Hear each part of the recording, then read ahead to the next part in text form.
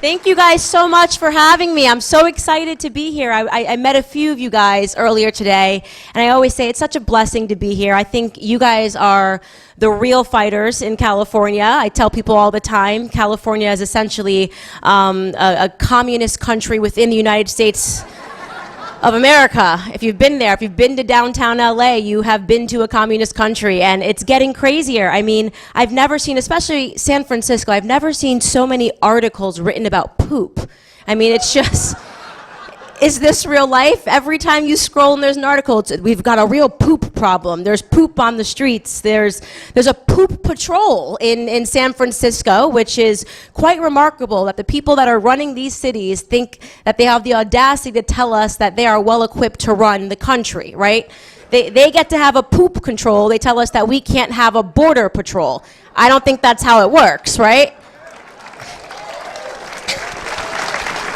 By the way, thank you guys for being here tonight. I know that you sacrificed watching the Democrat debates tonight, right? I haven't looked at the news, but I can probably guess there's a lot of craziness going on. We've probably got Beto and Cory Booker speaking Spanish because they have no idea they're running for president of the United States. We've probably got Joe Biden on the offense about Hunter, in which he really botched that GMA interview. I mean, he's got no excuses. I think Biden's out of the race completely, in my opinion, after this. I think Trump played it brilliantly. Make him fight early, make him fight hard. He doesn't have the stamina to keep up with Trump. And it's really telling that their front runner right now is Elizabeth Warren, right? And this is a woman, all she wants is to be oppressed in life. I mean, she really wants to be oppressed. We have a woman who pretended her whole life to be Native American because it sounded good, and she went with oppression. And now, since we've already figured out that she has nothing to do with Native Americans, she actually is not Pocahontas. Now, she's going around saying that she got fired for being pregnant, and that also didn't happen. And that is the Democrat front runner right now. So I think we're in a really good position. I know that Trump is so excited, and you guys should be too. Get really fired up. It's going to be a very fun election cycle. So I love California. California is very close to my heart. Actually, I heard some students screaming Stanford. Do we have some Stanford students here? Where are they? That is amazing. I always say I'm one of the few conservatives that has spoken at Stanford, UCLA, Berkeley, and lived to tell about it. So I'm alive. Do we have anybody from UCLA? Yay, amazing. Yeah, UCLA was actually one of my craziest experiences ever, so I owe a lot to California because that was one of my early viral moments. I went to go speak at a college campus, and I was ill-prepared. I was with Charlie Kirk, and Charlie was warning me, it's really bad, and I was like, what's wrong with you? I wasn't in school that long ago. It can't be that bad. It's not going to be that crazy for me to show up and have a conversation. And I mean, it was like visiting a different planet. We had Antifa protesters, we had Black Lives Matter protesters. We were in a room that was about this size, and because people didn't want us to speak, we had a group of students that were playing Beyonce music through speakers loud so they could drown out the sound of us talking on stage. So just imagine that scenario. And we started the event, just so you're aware of what's really happening on these college campuses. We started the event, and I do this now often, where I'll ask a very simple question just to figure out how crazy the room is. And I'll say, I'm going to ask a very simple question. By a show of hands, how many people think America is a more racist country today than it was 60 years ago? And about half of the hands went up. It's astonishing. Like, this is actually how brainwashed these kids are. They actually believe that America is a worse off country. And I'll never forget the Black Lives Matter protester said to me, well, it's just a different kind of racism, but it's worse today than it was back when we had segregation and Jim Crow laws. So that is the lunacy that I have to fight, and that's really what I do. Somebody earlier asked me, you know, what do you consider yourself? Do you author, talk show host? Really just sort of a glorified babysitter. I have to explain very simple concepts. I'm not really an Einstein when I go around. I'm not really like teaching them things that it's so hard and complicated to understand. I'm like, hey guys, so there's two genders. And the whole room falls apart, right?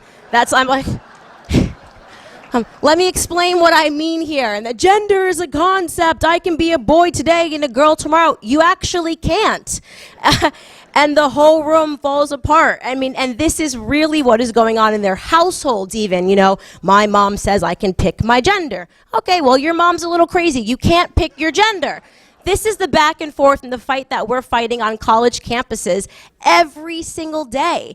And the fight really is, it's alarming to me because I know I met someone earlier who said to me, yeah, I actually have a niece or a nephew and they're going through the same thing where the 4-year-old, the mom is saying they can pick their gender and all of this stuff. This did not exist when I was in school, and I'm not old. This never happened. This was not a debate, a conversation.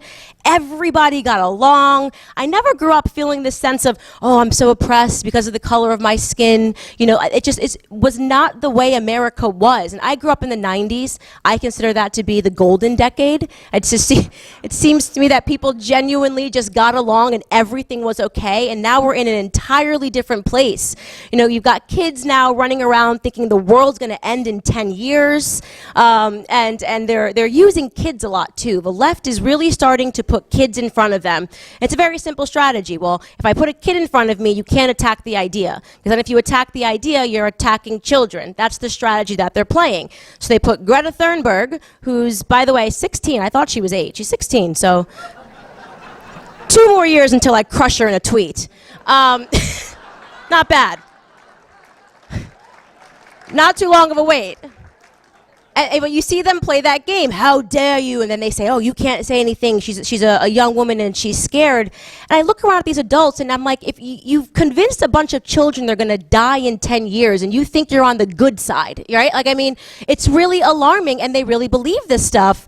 And I get it. This sort of sleepy brainwashing did happen for me as well. When I was in high school, I tell people that now when they're really scared about the environment, I tell them, we were already supposed to be dead. And when I was in school, it was Al Gore and the polar bears and the melting ice caps, and we all had to watch Inconvenient Truth. We were already supposed to be dead. I survived it.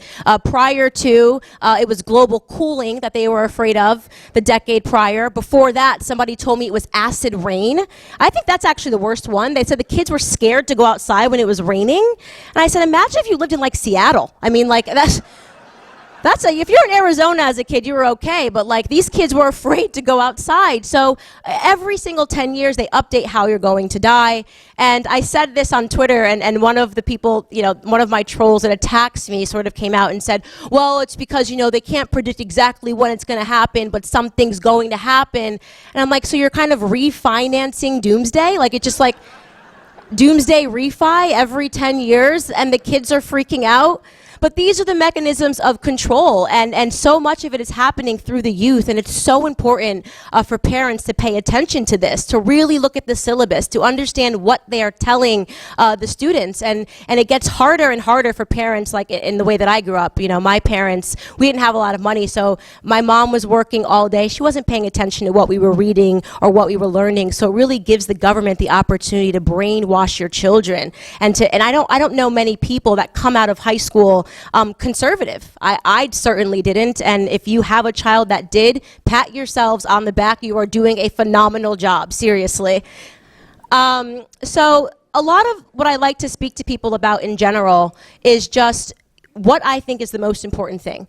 And I think the most important thing in terms of if we are really going to win, if we are really going to turn this thing around, the most important thing for us to understand is that we lost culture to the left. That's how the left has been able to do this. I mean, everything they're saying is so ridiculous. Up is down, down is up, men are women, women are men, and you say, how is it possible that all of this happened? And the education system is one part, but the other part is culture. And I got a question a few nights ago where someone asked me, what is the most frustrating part of your job? You get so much hate, you get hate mail, you get hate tweets, all of that stuff doesn't bother me. But when I started off early on, I actually received a lot of friendly fire. When I first started, you guys know this who were following me, I was making videos on YouTube, and I was making them lighthearted and funny and easy and attainable and quick. And I think one of the first hit pieces that was written about me was written by the National Review. And they said this, and I'll never forget it, and I talk about it a lot because it's really important. They said, this is a sort of conservatism that we need to reject, right? This humor, this having fun. And I said to myself, do you think people are going to listen to us if we're writing these theses? Do you think this is what the kids want? You're going to write them a long essay about why they should be conservative? This is why the left won, because they were doing humor, because they were having fun, because they took SNL and turned it into political propaganda.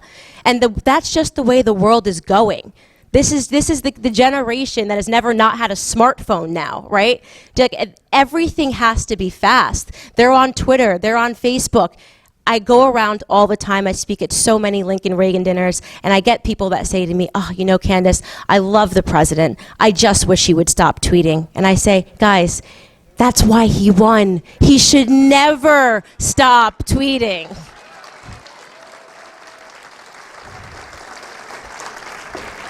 People don't understand the brilliance of our president when he does these things, when he's posting memes, when he's giving people nicknames, when he's saying hashtag lock her up, when he's going, where's Biden? Where's Biden? I need a t-shirt, where's Biden?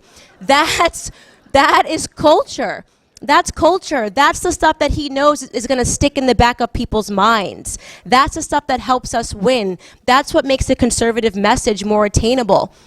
You know, people ask me all the time also, what do you see, what are we going to do? Where is this all going? How is this all going to stop? It seems like we've gotten really, really far, right? It's scary, especially radicalized feminism, which I'm always speaking out about, the Me Too movement, the idea that we should just hashtag believe women, because I guess we've never done anything wrong, ladies. We've never told a lie, we never do anything wrong, right?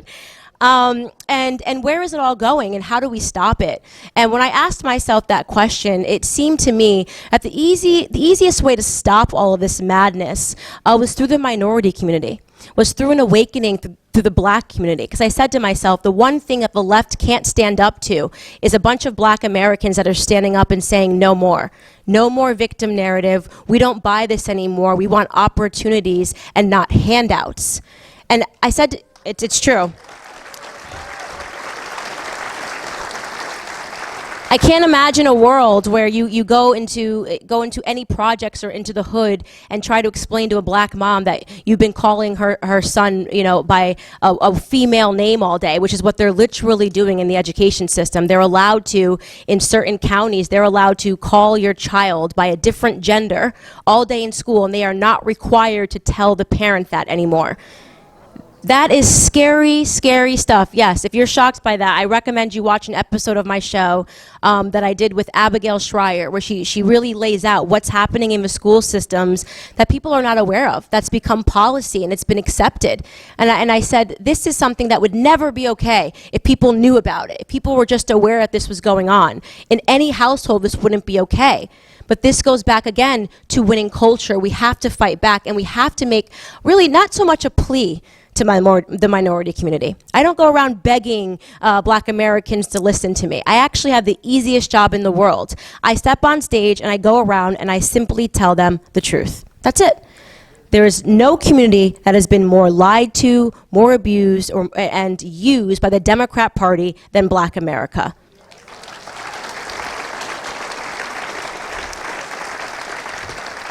So I launched, as many of you know, I launched BLEXIT, the black exit from the Democrat Party. Thank you. At the end of last year, because it seemed really simple to me how it could be possible for conservatives to win back the minority community with very simple messaging. And it was easy for me to understand it because I understood how I had gotten deluded by progressivism. Because don't forget, just a few short years ago, I was on their side. I actually grew up believing that Republicans were racist, that conservatives were racist, that all Republicans wanted to do was send us back to a time when it was white versus black. I believed that. And I didn't get that idea from nowhere. I got that idea from the school system. That idea was massaged into my head from the school system. And it's very simple to understand how they were able to do this so quickly in black America. First, they broke down the family, right? That was the most important thing, and that is what they are actively doing every single day. Watch, everything the left is doing today goes back to destroying the nuclear family, really. They want to turn women into men, men into women, and confuse everyone because it destroys the family. And so much happens once you destroy the family. Look no further than the black community to see that experiment played out. You know, in the 1960s, the single motherhood rate was considered really, really high in the black community. It was at 23%, and they were writing papers freaking out saying, we have a real problem here. We have so many black children that are growing up without a father in the home. Well, fast forward to today, and the single motherhood rate in the black community is 74%. That's astonishing. It was Barack Obama who gave us the statistics and told us what happens when you remove a father from the home. You're 20 times more likely to end up in prison, 9 times more likely to lead a life of crime, and 6 times more likely to end up in poverty. And yet nobody is talking about that on any Democrat debate stage. No one is talking about the biggest issue facing Black America, which is father absence. Instead, they're focusing on things that, if they exist, are so fringe and so minimal that if we stomped it out, it wouldn't make a difference. The amount of times that I have heard them talking about white supremacy as being the biggest threat to Black America, when the statistics show that 95% of Black Americans that are killed by other Black people. Why aren't we talking about gang violence? Why aren't we talking about the inner cities? Simple, because they don't actually want to fix the issues. They just want to stump on our issues. That is the Democrat game, and that's what I go around waking up the minority community about. When they ask for open borders, they're not asking because they love diversity. You guys know that in this room. They love votes. They love votes. What better way when they look at the community, the Black community, and they say, wow, that population has stagnated, right? Now, thanks to abortion, we actually have more Black babies being aborted than born alive in major cities like New York City, right? So they're saying, where are we going to get more votes from? Where are we going to mine more votes? Well, let's open the borders and flood them all in and offer them handouts in the same way that we did in the 1960s through LBJ and the Great Society Act, and create victim voters, create people that are dependent on the government. That breakdown of family is just so crucial, and I talk about it the entire time, because once you remove that father from the home, that strong pillar, that person that people look towards and say, okay, this is how it's got to be, then it allows government to come in and to raise your kids, right? Those kids, they will still look for that paternity elsewhere. They're still going to look for that mom and dad and that structure elsewhere. And what tends to happen is they flood the streets. This is how Beyonce and Jay-Z become mom and dad, right? Because you're not sitting down having dinner every single night like you're supposed to with your family and learning real values. So instead you're turning on the TV, you're watching social media, you're paying attention to the Kardashians, Beyonce and Jay-Z. And this is why people like Hillary Clinton throw a Jay-Z and a Beyonce concert a couple of days before election night, because she says, I don't even have to speak to these people about their problems. I'm just going to give them culture, because we have them so focused on culture, they don't even understand the problems. How insulting is that? I mean, it's really incredible to understand what they've done. But once you understand it, it becomes so easy to reverse it. It really does. I think the biggest fight that we have on our hands is a cultural one, and it was Andrew Breitbart that said that politics is downstream from culture. And it's so, so true. It's okay for us to be funny, guys. It's all right. We don't have to take ourselves so seriously all the time. Why isn't there a conservative Saturday Night Live? They're the ones giving us all the content. I mean, think about it. Really think about how pointedly hilarious they are all the time, and we're not making fun of them. We should be doing that. Somebody had asked me, yeah, absolutely. I want to play AOC if anybody puts it together, please.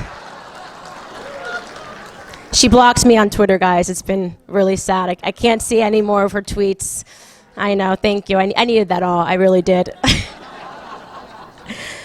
But this is how we win. This is literally how we win, and that's the message that I always give people is feel positive. I know sometimes it must be hard living in California. You think you're the only one, but you're not. Look around this room.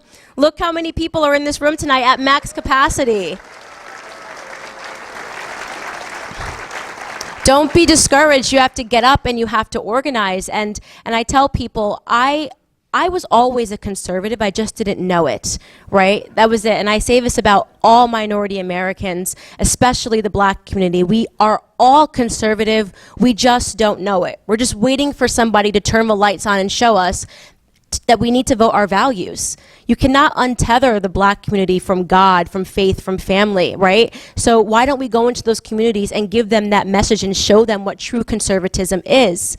I speak often about my grandfather. You may have seen him sitting behind me in Congress, which was a fun time if you guys watched that. And I will tell you, the only place more ridiculous than a college campus is Congress. Absolutely.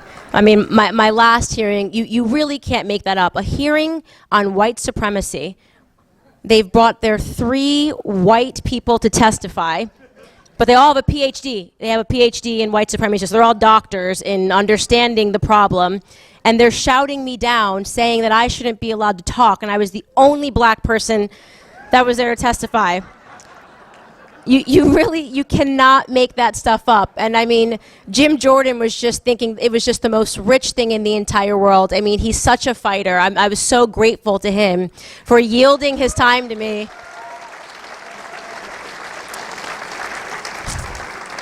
He really is. And then Ted Lieu, that's another Californian problem that we have going on. Boo is exactly right. But moments like that I really cherish. I never get down when stuff like that happens. I really do cherish it, because when we create that viral moment and people go and they're able to watch it and they're really able to understand how insane it is that you have all these people, they have no numbers, no statistics, right? They have no intention of ever fixing the black community. They've never done any hearings on school choice. They don't do hearings on illiteracy, which is a major problem, especially in California, where 75% of black boys cannot pass a basic literacy exam. Really think about how staggering that is. I mean, that is crazy stuff that's going on in these inner cities, and nobody's talking about it at all. So we have to be the people that talk about it. That's what it is. We have to be the people that talk about it. And going back to my grandfather and the conservative values that he instilled in me, my grandfather does not do politics. He would not, if I gave him a MAGA hat, he would probably think it meant like my amazing granddad always or something. And then he'd wear it, he'd be super proud. But he grew up in a segregated South, and I do what I do because it's so important for us to bring people back to reality, because there were people who lived through real things, and we're making a mockery. We really are. We're making a mockery of the things that people have lived through. When you call people literally Hitler, right? And we have people that fought World War II that live in this country that are still breathing. You make it such an insult for what they were willing to sacrifice their lives for, right? This generation is still alive. My grandfather grew up in a segregated South, picking cotton, laying out tobacco to dry when he was 5 years old. Imagine being 5 years old and having a job, and your job is to wake up before the sun comes out, to lay out tobacco to dry because otherwise it's too hot in North Carolina. This was his job, one of 12 brothers and sisters. He didn't have the opportunity to go to school. He grew up with the real KKK, not the term that we throw around when we disagree with a conservative, right? And he would tell us those stories about the Ku Klux Klan shooting into his home at night and him scurrying to the back of the house. And then he'd say, but my daddy would grab the shotgun and shoot back at them boys, He such pride, such pride. And my grandfather moved up north to Connecticut when he was 17 years old, and he met my grandmother, and he stayed married to her until her dying day in 2013. And we were all blessed. All of us grandchildren were blessed to have spent formative years in their household, and growing up and waking up every morning with my grandfather, and he'd fix us a big Southern breakfast, and we had to get down early, and we had to have the Bible, he'd pick out a scripture, he'd go around the table, and ask us questions about the scripture. One of the things that he used to do to me that was traumatizing was that anytime we did something wrong, he would incorporate us into the prayer. So it's really bad. So, and this one instance, I turned the heat up. I did do it, okay? I was 8. I turned the heat up in the middle of the night, but I turned it up too high, so it was boiling. And I went down in the morning, and my grandfather said, "Dear God, please help Candace to realize she shouldn't turn the heat on in the middle of the night." And I burst into tears, ran upstairs, and I said to him, "Why would you tell God on me?" We thought my granddad had a direct line. I mean, just a direct line. Like, God, I have Mr. Owens on the line for you. And we'd cry, and these things, it was so funny looking back on it, because those now I think about that as, those were the good times, and you're not aware that you're in the good times when you're living in them. Don't you wish you knew those were the good old times when you're in the good old times? At that time, I was so embarrassed because my grandfather was so religious, and everything was about God and family, and now I think back, and I think, thank goodness for those moments that I was able to recall upon when I became too liberal and I realized something was wrong, right? That my values were being shaken to the core. Thank goodness I reflected and I said the greatest example I ever had in my life was my grandfather and my grandparents and the way that they raised us, believing first and foremost in God, believing second in the family, and believing third in hard work. Never, ever in my grandfather's household did I ever hear him utter a bad word about a white person. Ever. Not once. It just didn't happen. He never raised us to believe that we couldn't do something because of the color of our skin. So I actually just didn't learn victimhood. I didn't learn how to be a victim in his household. I learned that I had to get up out of bed and I had to work hard and I had to be careful not to make mistakes or he was going to phone God. You know, my grandfather now, he lives back down in Fayetteville, North Carolina. He retired, and when he retired, he went back and he bought the sharecropping farm that he grew up on. He's now the owner of it.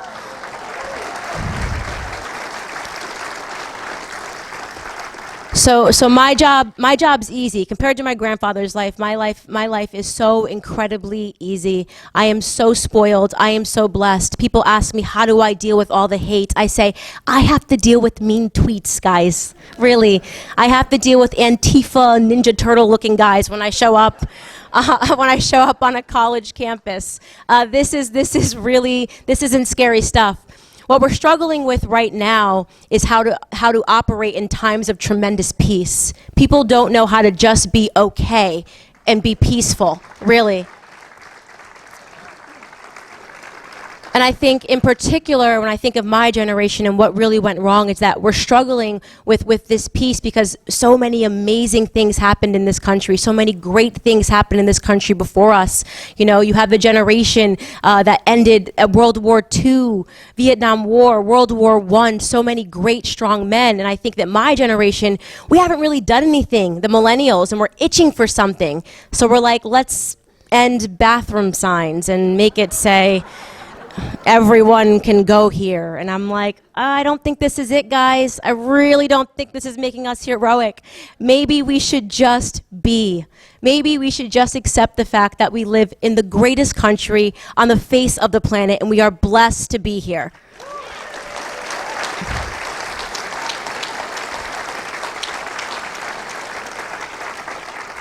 So the challenge for everybody in this room is to figure out how you can help, because right now we are in a weird time. It is a very strange time. I think, you know, back in the day, Republicans and Democrats used to agree, the left and the right used to agree on some basic things like America is a good country, right? I like America, 3 words. Now that's not the case anymore. Now we have people that actively hate this country and are doing everything they can, who are saying this country is rotten and this country needs a radical reversal from everything that we've built, straying away towards socialism. Who would ever think that we'd be talking about that in America? So it's important that we wake up every day, we wake up optimistic, we realize that we are blessed, be happy every single day, but also contribute and fight to make sure that this vision of America, this happy, peaceful America that we live in, will be the same America over the next 10 years and beyond it. So figure out what you can do. Not everybody in times of war, which by the way, at this current moment, we are in the midst of an ideological war, right? In times of war, people play different parts. Not everybody's going to be on the front line like me, throwing bombs and yelling at people. I'm having a good time, though, by the way, guys. Don't ever feel bad for me. But there's also, in times of war, there are the writers. I mean, people that share the videos. I wouldn't be here if people weren't sharing my videos, people that write the articles, people that go door to door and spread the word about what's going on, people that have the financial resources to support the war. Figure out what your role is and plug in, because what we have to fight to protect is the American dream, and the American dream really is a philosophy. We believe we are united based on an idea, and that idea is that if you work hard, you can come to this country with anything. You can come to this country with nothing. If you work hard and you stay out of trouble, this country will award you. Thank you guys so much for having me. What makes you optimistic about California? Physics. Just basic physics. So the pendulum has swung so far left that it's just got to kind of come the other way really fast.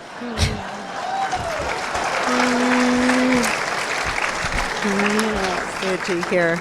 And this next question is talks about your previous life. Does Turning Point have tools to measure conversions? It says here among minorities, but that's almost immaterial since how left college students are. That's very interesting to me as well. How do you know? Are you getting through? Yeah, so at Turning Point in terms of measuring minorities, no, because they focused on just growing, just the student movement in general, which is so necessary, as I said, seeing these college campuses. It's ridiculous, but I will tell you it's getting a lot better, so much better, and the audiences are getting bigger. So I think it's because it's kind of punk rock. Like college kids basically want to do whatever their parents tell them they can't do, right? So right now you're not allowed to be a conservative, so they're all like, hey, maybe I'll be a conservative and put on a MAGA hat. So that's working for us. It really is. It's counterculture.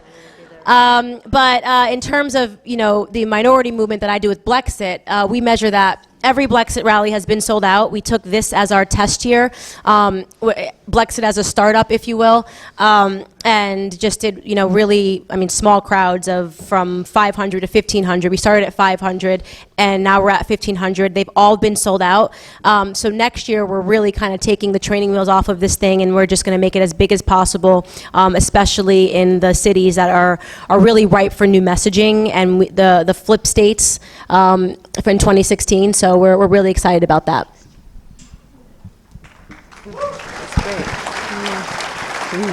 This is just a question of my own. I'm going to use the prerogative of the MC. Did you have a defining moment? You said you started from the left, and was it gradual, or was there one thing that happened? So it wasn't gradual. I would say my interest in politics happened when Donald Trump came down the escalator. I think if you were a person that, like me, just wasn't paying attention to politics, I hadn't even voted prior to that, which I think is true of a lot of blue-collared communities, especially, I know the black community, you're so burdened by problems that the last thing you're paying attention to is politics. But then when Trump came down, everyone was paying attention to politics suddenly. And I got interested in watching the media because I wasn't crazy about him when he came down the escalator. I thought, oh no, he's way too, he's the guy that says you're fired, like America will be considered a joke, it's fine. I'm friends with him now, he knows, it's fine. But then watching the media, I thought that he wasn't the right person, but then I watched the media turn him into like a racist, a sexist, a misogynist. They called him incestuous, and I was like, whoa, whoa, whoa, whoa, whoa. This is a guy that you guys loved for the last 3 decades. He was everywhere. And I grew up listening to hip hop. All the hip hop artists loved him, and I just wasn't really that foolish. So the media kind of overplayed their hand with me, and I bet they regret it.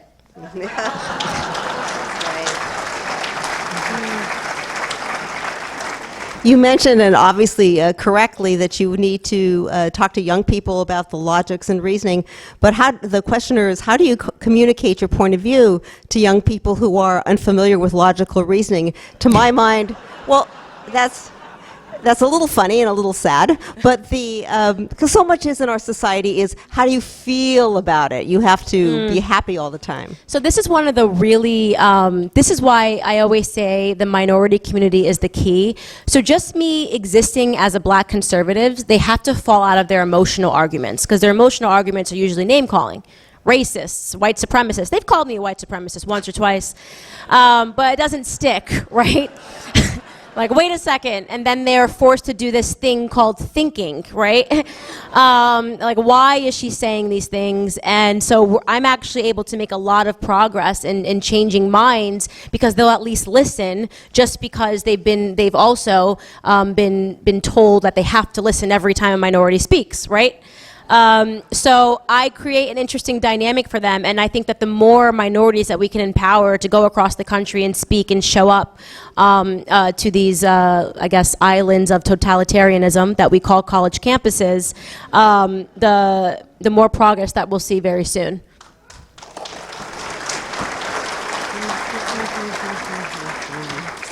These two will be good, one after the other. First, what is your take on the Frederick Douglass Society? Any comments on them? Well, I love Frederick Douglass. So there's that. I don't know what other take they want me to have on that. Well, I guess the one that came right after it is, could you comment on people like Jesse Jackson and Al Sharpton? Oh, yes, I can. So Jesse Jackson and Al Sharpton are race hustlers. It's now a business. Race has become a business. That's just the truth. So has gender and sex and gay and lesbian. It's all just a business now. So the people that are able to fundraise when there's a problem don't ever want the problems to go away. It's really kind of common sense economics, right? So if they can show up with cameras, the NAACP, every time something bad happens to a black person, they want to make sure that there's always something bad happening to black people. The same with GLAAD. We're here for gay rights, gay rights, gay rights. Oh, wait, we just passed gay marriage. Uh-oh. What are we going to do? Trans. The trans people are suffering. So they fall into that category. And beyond that, beyond the fact that they are the ones, they call us the race traders. They actually are the race traders. But they also just do a tremendous disservice to themselves, and I've made it a personal goal that to watch the black vote be cracked while they're still breathing, and I'm going to hit that goal pretty soon. That's great.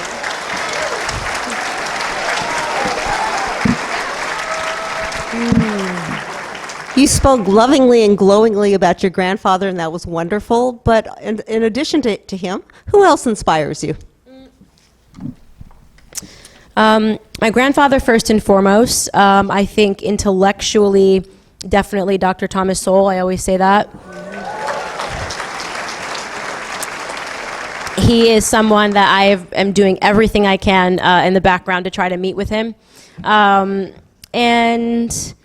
you know, I think I try to be very careful when people say, you know, who inspires you or who are your idols. I always want to be very careful, because I've learned the lesson what can happen when you're overinvested in certain people. I grew up believing all of these hip hop artists and these artists were, you know, out to try to influence me to do the right thing. So I think beyond the intellectuals like Walter Williams and Thomas Sowell, and I'm inspired by just their intellect, their pure intellect, and Trump, obviously, because he's just such a fighter.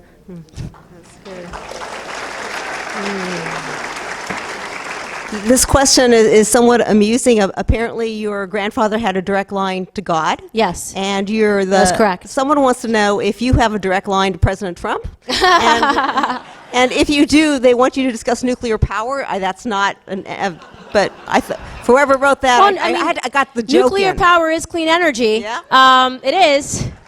But I do not yet have a direct line to Trump. Not yet. All right. Yeah. Okay. They're working on it. I've got to go through like one person. It's ridiculous. What is the best part of your job? Oh, I love that. What is the best part of my job?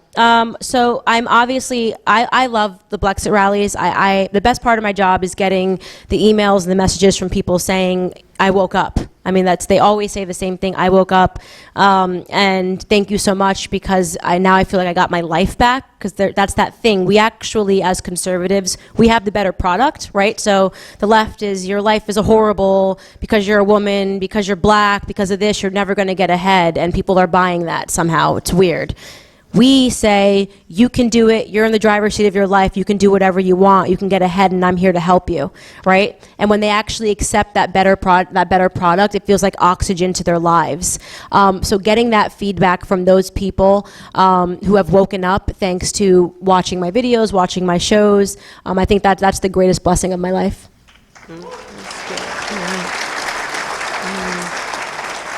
You may have to think really hard on this one. Have you ever been welcomed on a college campus? See, it's tough. Yes, question. Liberty University. There you go.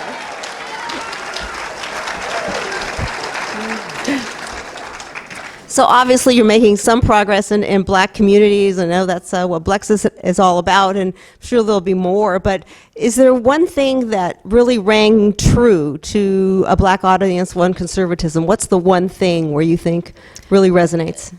So I think the thing that I think I get the biggest reaction, and I would really hit home on it, that would be my advice for all conservatives, is the abortion rates. They just don't know them.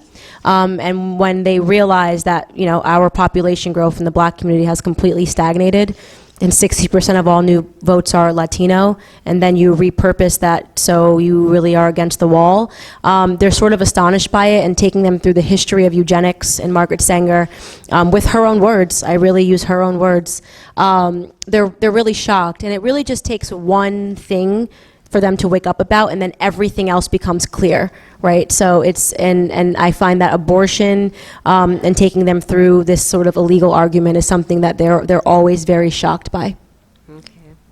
Did you feel that there's a distinction when you talk to black audiences of different economic levels? For example, middle-class blacks versus the lower, is it the same? Is there one pot? I think it's a great question. I don't get that. What do you mean? Are they the same? Are the reactions the same, or do you get different reactions? No, I mean, listen, I think obviously the common sense thing is just that if you come from a lower economic background, you tend to be less educated and not to have as many resources available to you. Like one of the biggest problems, which when I went to Turning Point, I started the Black Leadership Summit, and I basically explained to them that the majority of these kids have never been on planes, right? So where do you expect them to hear a conservative perspective from? So I went around to donors and I raised the money to sponsor getting all of these kids from the hood to the White House, right? And their parents, we had to get on the phone with them. The parents were like, I just can't believe anybody's bringing my child, wants to do this for my child. The girls, I mean, we had one little girl who went to Goodwill to buy a dress. She didn't know what to wear to meet, to go to the White House. We had one girl who borrowed her grandma's dress.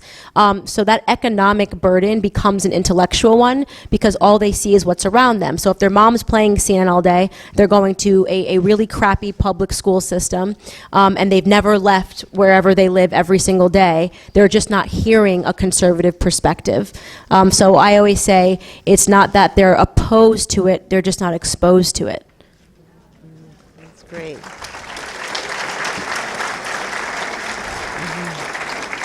And this is not a question you could possibly answer in a few moments, but maybe just touch on it. A person writes, a sizable portion of millennials and younger people support socialism. That's, I guess the polls are that question is maybe at least half, depending on which part of the millennials or young people you're talking to. What's the best way to communicate the dangers of socialism to them and how to really reach them? Yeah, Since so they love I go socialism. I tend to go with, we're all going to die, right? Shock 'em. It's killed 100 million people and will last 100 years, but sure, let's try it here. What could possibly go wrong, right? And the thing that's interesting about the socialism stuff is not that you have to understand history to understand how horrible it is. You can just try understanding present, like Venezuela, right?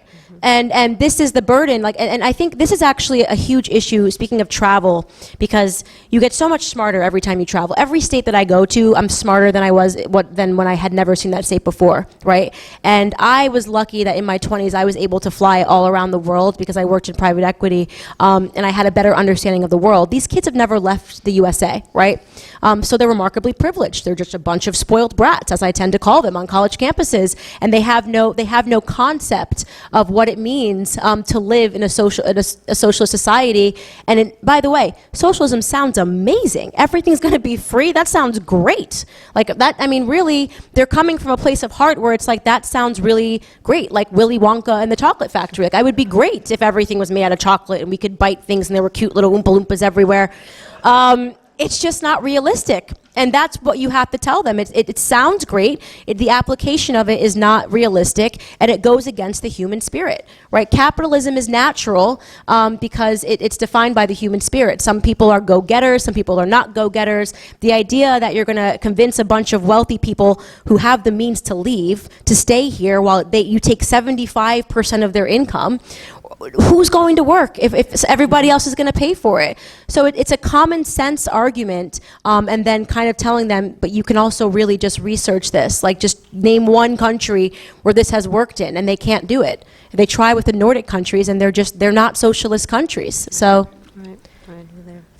Okay, as you know, we have some college students here tonight, and so college students like to get involved in college activities, and there's a much more of a bias on the liberal side. I know we mentioned Turning Point and maybe the college Republicans. Are there other outlets for conservatives and right-leaning college students? How can they get involved? Yes. So yeah, those are the two ones that are on their campuses. But I always say you're not limited to your college campuses. Like, you can organize and do your own things, get involved with the local GOP, and do different events and make them super fun. Obviously, BLEXIT is not as big as Turning Point right now, but we do the rallies all over. So figure out how to plug in, and also create content. I mean, the kids are so absolutely brilliant online, especially this generation with the memes. So I think that part of the war is getting them involved in it and having them create content, share the videos, and do things of that nature. I'm telling you, there's a way bigger network of conservatives in Generation Z. I'm very hopeful because they seem to be tremendously conservative compared to my generation. We're the ones that ruined it, the millennials. I take full responsibility. But yeah, there's tons of ways to get involved. This question goes back to your soon-to-be direct line to President Trump. The question is, many California Republicans believe the California GOP has given up. Do you know if President Trump is going to help California Republican candidates? I don't know how you would, but... I think he will. I mean, I don't know for sure, but I think he will. To me, it seems to be a no-brainer. Like, initially, people think it all sounds good, socialism, free stuff, catering to the homeless population. But now the Californian residents are seeing what's going on their streets. What better way to deliver a new message? I mean, they're seeing it every single day when they're walking to work. The hypocrisy of the people that tell them that they have to allow all the illegals into the city, but they're obviously never going to see those illegals because they live behind gated communities. We can't have a wall, but they can have gated communities. We can't have our guns, but they get to have their armed guards. So they're so remarkably hypocritical that I always say I think California is so ripe right now for conservative messaging, and if Trump was smart, and he is, he will show up. There's your answer.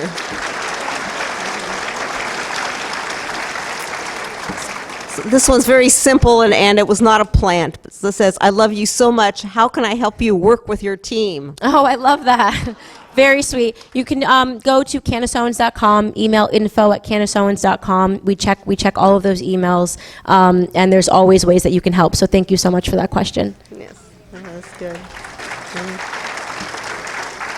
So this is related to education. What do you think of English as the first language in the associated legislation? English as the first language. We live in America. English should be... I knew it was easy. Yeah.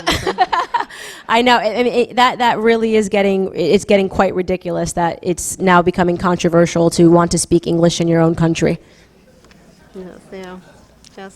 Yeah, the old press 2, if you want to press a... This is interesting. How do you recognize a conservative who needs to realize that they're like you? And if this is what I'm interpreting correctly, all of us, we who live in Silicon Valley, or most of us, believe that, well, we're all alone and you never talk to your neighbors or anything like that. But sometimes you just kind of get a little bit of an idea that, well, we're not that different. And perhaps maybe what part of your success as well is to recognize what is that little bit of a conservative streak where someone doesn't know they're conservative, but they might. How do you bring that out? Oh, I mean, there's all different topics. I mean, most people, as I said, are more conservative. Like, the moderate Dems are really, they have to be conservative today, right? Because the left has gone so far left that it goes against their values. So there's always things that you can agree on. And the easiest way to tell is if they'll have a conversation with you. I mean, the truth is that the radical leftists will not speak to conservatives. They cannot deal with the fact that people don't think like them because they're completely intolerant. So if someone's even willing to discuss politics with you, that to me, that's a window of opportunity, because it means that they're not radically left. That's true.